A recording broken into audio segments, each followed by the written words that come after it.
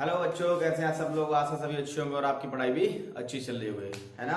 अच्छी चल रही है ना, क्योंकि आप जुड़े हैं मेरे साथ। ठीक है, चलिए आज हम डिस्कस करते हैं 12th क्लास का बायोलॉजी का फर्स्ट चैप्टर, जिसमें क्या है, रिप्रोडक्शन इन ऑर्गेनिज्म, यानी कि जीवों में जनन। ठीक है, हम फर्स्ट यूनिट से स्टार्ट करेंगे। ठीक है, चलिए हम स्टार्ट करते हैं। आपका टाइम वेस्ट बिल्कुल भी नहीं करेंगे, क्योंकि समय क्या है, बहुत कीमती है। ठीक है, चलिए।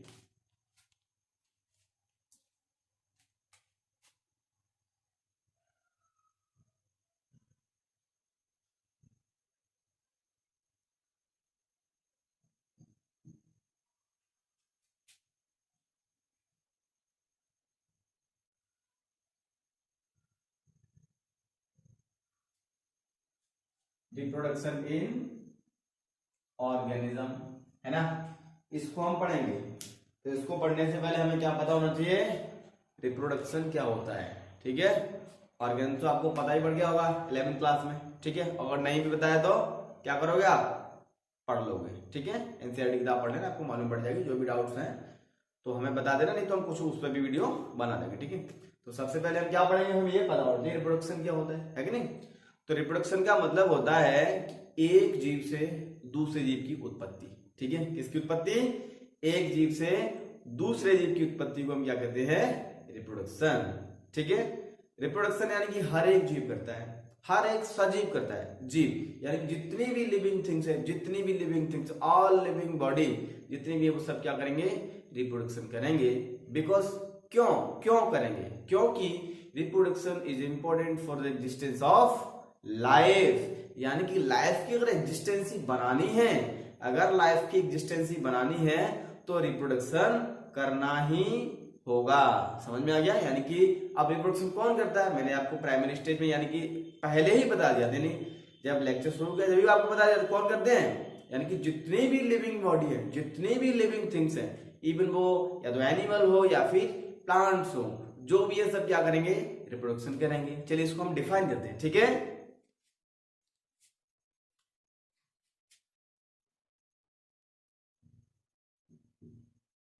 in this process the organisms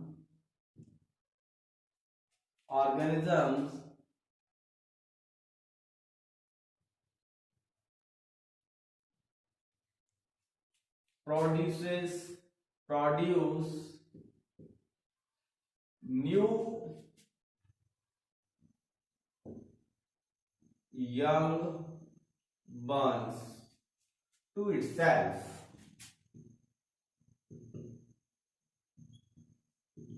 यानी कि वो स्वयं के जैसा ही एक नया जीव बना देंगे। किसके जैसा, स्वयं के जैसा। ठीक है, चलो, यानी कि ये क्या है, ये बहुत ही इंपॉर्टेंट है। तो हम इसमें क्या लिखेंगे, it is the important,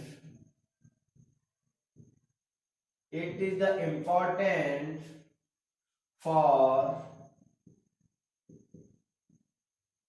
existence of life।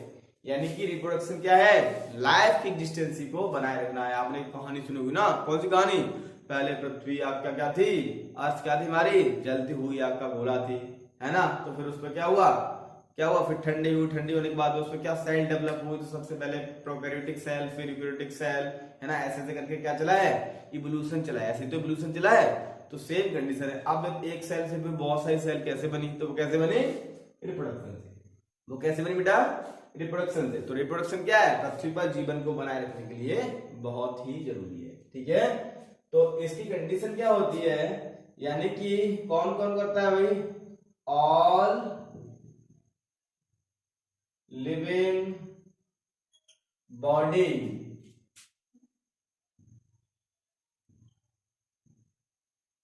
Reproduce, है ना। क्या करती हैं, ऐसे कर दो, ऑल लिविंग बॉडी प्रोड्यूस, क्या प्रोड्यूस करेंगी, यंग वंस। जितनी भी हैं, अब जितनी भी कौन कौन सी हैं, या तो वो लिविंग बॉडी में कौन आती है बेटा, लिविंग बॉडी में कौन आते हैं, प्लांट्स आते हैं, और कौन आता है, एनिमल्स आएंगे। समझ में आ गया? ठीक है, इतनी सब चीजें क्या आएंगी, रिप्रोडक्शन की प्रोसेस होती है। ठीक है, ये सब क्या होंगे भाई, ये रिप्रोडक्शन में आते हैं। रिप्रोडक्शन कौन करेगा, यानी कि एक यूनिसेल्युलर लेवल से लेकर के मल्टी सेलुलर ह्यूमन बॉडी और लार्ज चले जाओ तो क्या भाई, क्या हाथी यानी कि एलिफेंट, ये सब क्या करेंगे, रिप्रोडक्शन करेंगे। ठीक है, समझ में आया? चलो अब देखो, रिप्रोडक्शन तो वो जब करेगा, पहले बच्चे का जन्म होता है, क्या होता है, जन्म होता है, फिर वो क्या होता है, बड़ा होता है, तभी तो रिप्रोडक्शन कर पाएगा। ठीक है, तो जन्म के बाद में यानी कि आफ्टर द बर्थ, ठीक है, after the birth the baby, है ना, क्या होगा, pass on different type the stages, है कि नहीं, यानी कि डिफरेंट टाइप की स्टेज से वो पास होके जाएगा। ठीक है, तो वो स्टेजेस कौन सी हैं, तो उसको पहले हम देखेंगे, है ना। तो इसी के बाद यानी कि रिप्रोडक्शन में तो क्या है, यानी कि लाइफ में कुछ उसके फेजेस आते हैं, क्या आते हैं, फिर रिप्रोडक्शन तो तब करेगा जब वो पहले वो अलग अलग फेजेस से गुजरेगा। ठीक है, तो फेजेस की जो सीक्वेंस है वो हम आपको बताते हैं। ठीक है,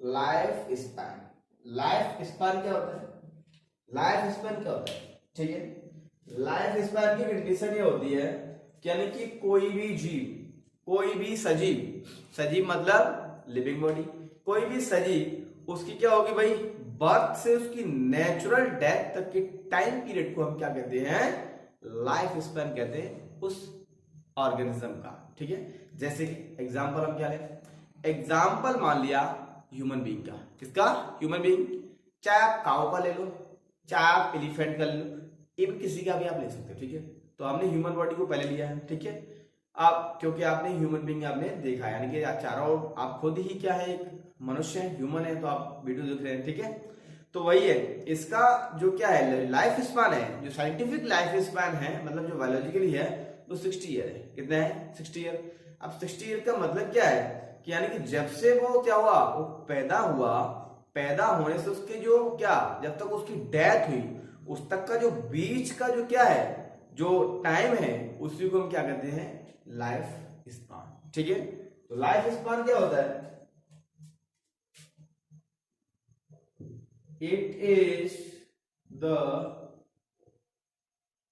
time from natural, from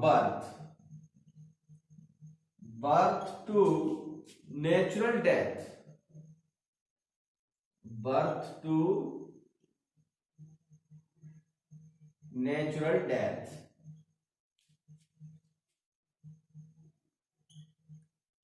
natural death of an organism,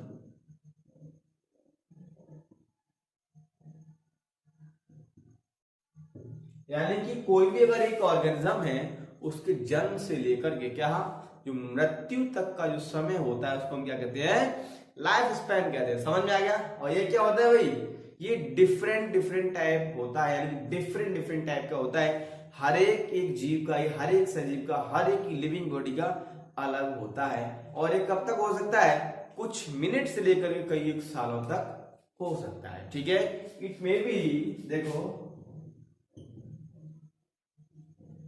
it may be few minutes to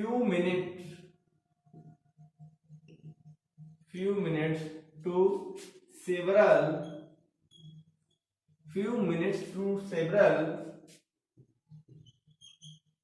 years। ठीक है, ये कुछ मिनट से लेकर के कई एक सालों तक का हो सकता है। जैसे एग्जाम्पल लेना, एग्जाम्पल अगर हम लें तो जो मे फ्लाई होती है उसका कितना लाइफ स्पैन होता है, 1 दिन होता है। अगर हम लिविंग बॉडी लें, जैसे सिकुआ ट्री होता है या बनियान ट्री होता है, सिकुआ ट्री का जो लाइफ स्पैन है वो 3 से 4,000 यानी कि 3,000 to 4,000 ईयर्स। ठीक है, इतना होता है। और वहीं अगर एक दूसरी लिविंग बॉडी लें, जैसे कौन, मे फ्लाई। ठीक है, मे फ्लाई कितना होता है, only 1 day. Butterfly burn two week. समझ में आया?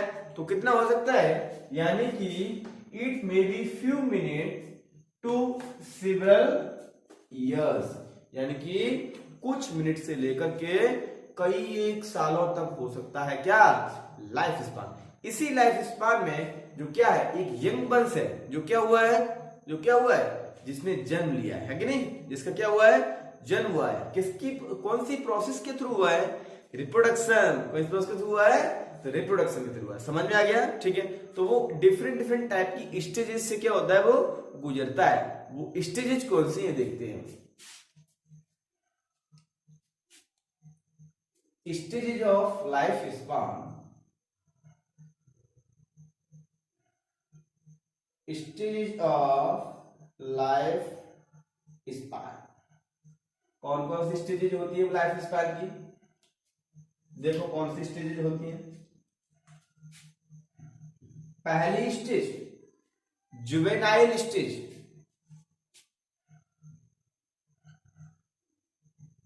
Juvenile stage. इसमें क्या होगा भाई, इस जुवेनाइल स्टेज में क्या होगा, यानी कि जब वो जन्म लेता है, ठीक है, तो क्या होगा, उसमें डेवलपमेंट होता है। क्या होता है, यानी कि ये क्या होता है, ये डेवलपिंग फेज होता है। कैसा होता है, डेवलपिंग फेज। समझ में आ गया? चलो आगे की स्टेज देखते हैं। जुवेनाइल के बाद क्या होगा, ठीक है, उसके बाद वो मेच्योर होगा। क्या होगा, मेच्योर, तभी तो रिप्रोडक्शन कर पाएगा। तो हम यहां पे लिखे हैं मेच्योरिटी स्टेज।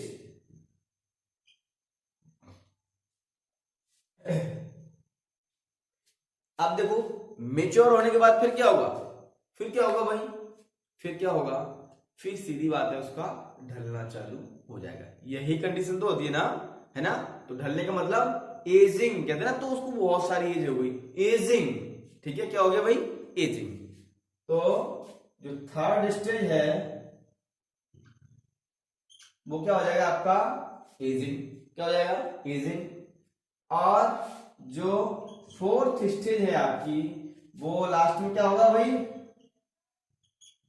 एज होने के बाद दादाजी का क्या होता है, स्वर्ग आवास। समझ में आ गया ना, समझ गया वो, ठीक है, यानी कि डेथ होती है। समझ में आ गया, डेथ, यानी कि उनका आवास कहां पर बनता है, स्वर्ग में बन जाता है। ठीक है, तो इतनी स्टेजेस से गुजरता है कौन, एक ऑर्गेनिज्म। कब, अपनी पूरी लाइफ में, यानी कि थ्रू आउट द लाइफ, यानी कि पूरी लाइफ में कितनी स्टेज से गुजरता है, यानी कि 1 2 3 4। कौन कौन सी, juvenile stage, maturity stage, ageing and death. समझ में आया कि नहीं आया, है ना, ये स्टेज है। अब इसमें क्या होगा, इसमें वो क्या होगा भाई, डेवलपमेंट करेगा। ठीक है, इसमें डेवलपमेंट होने के बाद फिर वो मेच्योर होगा, इसमें वो रिप्रोडक्शन करेगा, फिर इसके बाद में एज, उसकी एज हो जाएगी, यानी उसकी क्या हो जाएगी भाई, डिक्लाइन स्टेज आ जाएगी, और यहां पर एकदम क्या हो जाएगा, वो डेथ उसकी हो जाएगी। समझ में आया, ठीक है।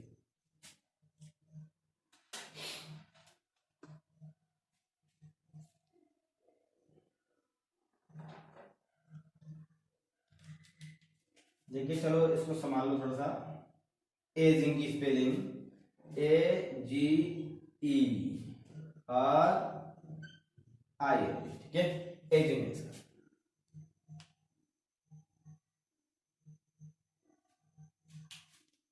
अब हम इसमें क्या करते हैं, 1 बाय 1 स्टेप को डिस्कस करते हैं। ठीक है, किसमें क्या होता है,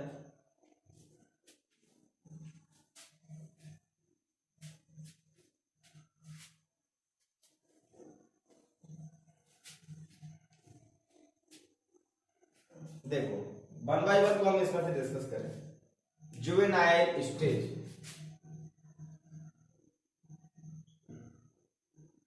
juvenile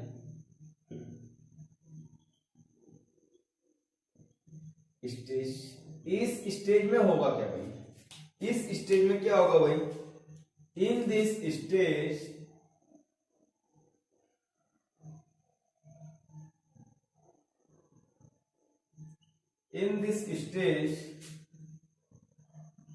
the organism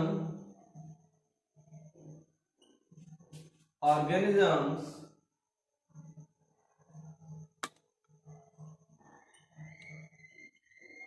develops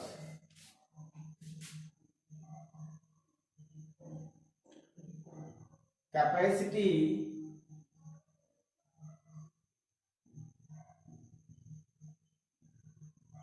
to reproduce.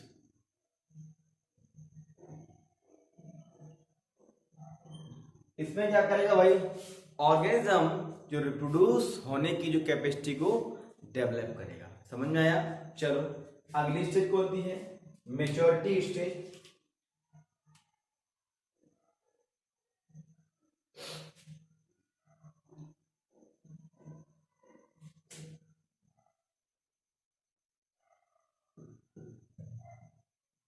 Maturity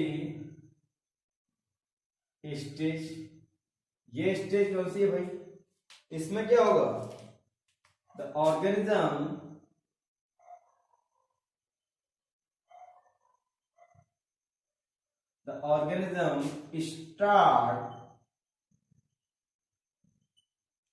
start the reproduction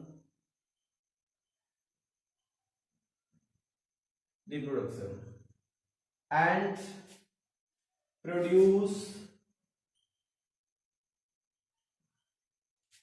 produces young ones, है ना। ये कंडीशन किसमें होगी, यानी कि इसमें वो रिप्रोडक्शन करना स्टार्ट है, इसमें रिप्रोडक्शन की वो कैपेसिटी डेवलप करेगा, यानी कि रिप्रोडक्शन करने के लायक बनेगा। इसमें क्या होगा, रिप्रोडक्शन स्टार्ट कर देगा, है ना। अब हमारी कौन सी है, एजिंग। कौन सी है, एजिंग। चलो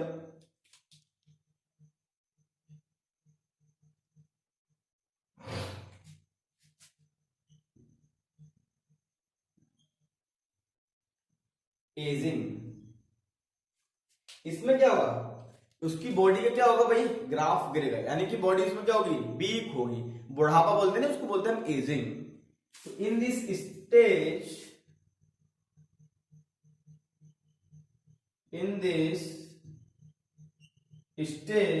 the deterioration of body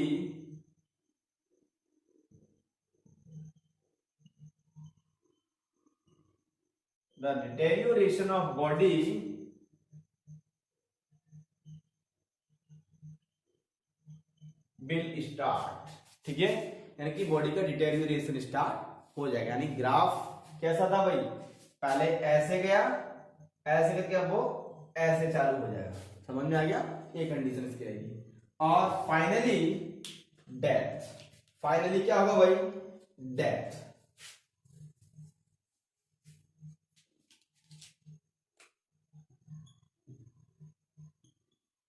finally क्या हो जाएगा भाई, डेथ हो जाएगी उसकी, क्या हो जाएगी, डेथ। ये कंडीशन क्या है, यानी कि रिप्रोडक्शन जब करता है तो जब रिप्रोडक्शन करने के लायक जो जीव बनता है, ऑर्गेनिज्म बनता है, तो डिफरेंट टाइप की स्टेजेस से होकर क्या होता है भाई, गुजरता है या पास ऑन होता है। ठीक है ना। आज भी इतने काफी, चलिए मिलते हैं नेक्स्ट लेक्चर में। ठीक है, ओके। हमारे वीडियो को आप क्या करेंगे, शेयर करेंगे, जिससे हम कंटिन्यू इसी तरीके से आपकी क्लास को कंटिन्यू रखें। ओके, चलिए मिलते हैं नेक्स्ट लेक्चर में, बाय बाय।